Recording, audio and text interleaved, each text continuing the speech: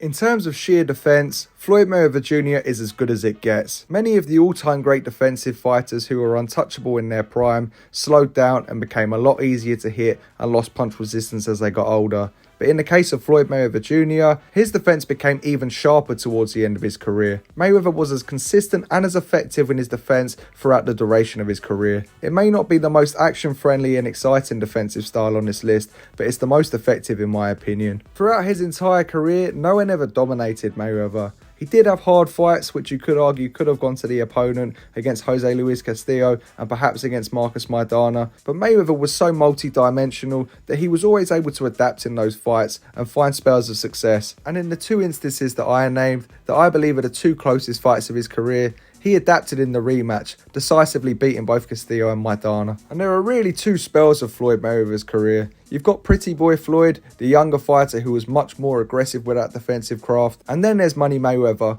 a more reserved, pop-shotting style of fighter who relied more on his defense due to the damage that he had accumulated in his hands over his career. Whether you like or loathe Floyd, there's just no denying the genius of this man's defense.